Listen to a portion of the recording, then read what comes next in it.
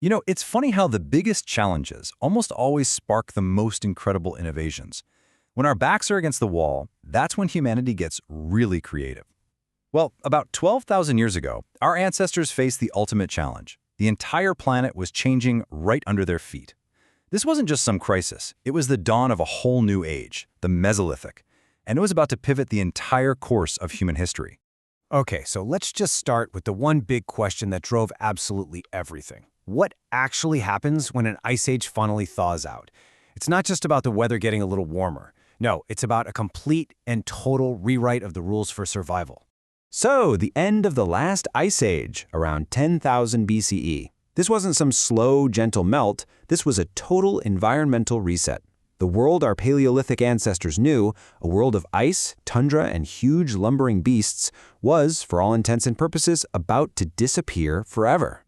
Geologists have a name for this new period. They call it the Holocene epoch. But forget the fancy name for a second. The most important part is right there in the description.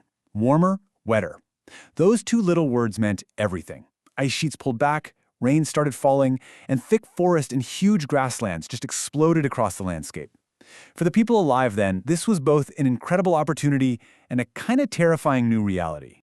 And this right here, this nails the core problem they were facing. Their main food source, these huge, slow animals that were perfect for a group of hunters with big, heavy spears, well, they were gone. In their place, you had these new animals, deer, wild sheep, antelope, and these guys were fast, they were nimble, and they were way, way harder to catch. The old way of doing things was suddenly useless. So, what do? It's pretty simple, really. You adapt or you disappear.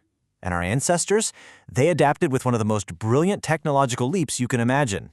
Their big solution was to think small.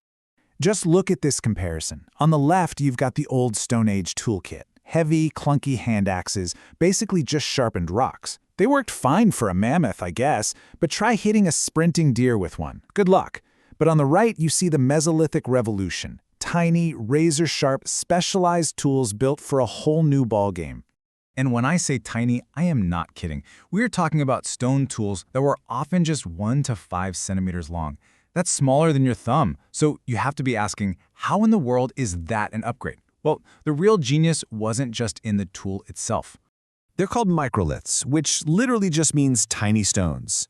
And the key is right there in the definition. They were attached to other things to create composite tools.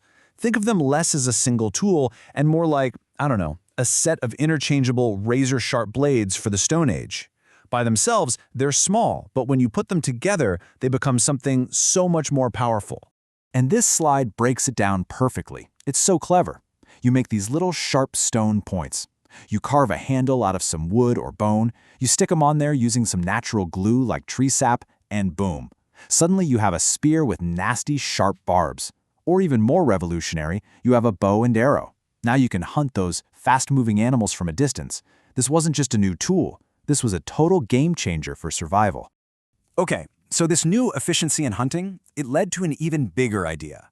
A complete shift in how humans even viewed the animal world around them. Exactly. I mean, think about it. Once you're not constantly on the edge of starving, you actually have time to think. And someone, somewhere, had this mind-blowing thought. What if we stopped chasing our food, and instead, we made our food stay with us? This was the spark. This was the very beginning of animal domestication. And who was our first partner in this brand new venture? Of course, it was the dog, the perfect ally for hunting and for guarding the camp. And soon after, people started taming sheep, goats, and cattle. Now, this wasn't about having a pet. It was about creating a stable, living pantry. This was a monumental step toward controlling their own food supply. And we know this actually happened because of the proof they left behind. This slide, this is basically showing the smoking guns. At sites like Bagaur in Rajasthan and Adamgarh in Madhya Pradesh, archaeologists found the earliest absolute proof of animal domestication on the Indian subcontinent. These sites are like the crime scenes that prove a revolution really did take place. All right, so you've got better tools and a much more stable food source. What else starts to change? Well, the people themselves. How they lived, how they interacted, how they saw the world, all of it was about to change. It just makes sense, right? If you don't have to wander all the time, people start to settle down, at least for part of the year, in these semi-permanent camps. That stability was the fertile soil where the seeds of a complex society could finally start to grow. And we can literally see this change painted on the walls of ancient rock shelters like Bimbetka. The art completely transforms. It's no longer just about the great hunt. Now we see a much wider picture of life. We see people fishing, gathering plants, trapping animals, and crucially, you see people together, in group dances, in scenes showing family life, even childbirth. So what's this art telling us? It suggests that life was becoming way more organized. Family structures were getting stronger. You probably even had the beginnings of a division of labor. Some people hunt, others gather or take care of the kids. They were becoming less of a simple band and more of a real society. But here's the thing. All of these changes, the tools, the tamed animals, the early societies, this wasn't the end of the story. Not even close. This was all just setting the stage for the biggest revolution of all. This is the key takeaway. You have to get this. The Mesolithic age wasn't the destination. It was the essential prequel. Without everything that happened here, the modern world as we know it, well, it just couldn't have happened. And you can see so clearly how it paved the way for farming. I mean, look at the steps. First, people get really good at gathering wild grains. Then, they invent tools to do it better. They actually made early sickles by setting those tiny microliths into a wooden handle. And after generations of watching these plants, harvesting them, understanding their cycles, it was only a matter of time before someone had the idea to plant the seeds themselves. That is the direct line to agriculture. And that, right there, is the perfect way to sum this whole era up.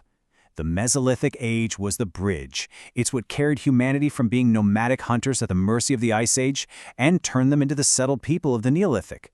The very people who would go on to invent farming, build villages, and eventually create the first great cities. So it really leaves us with a final thought, doesn't it?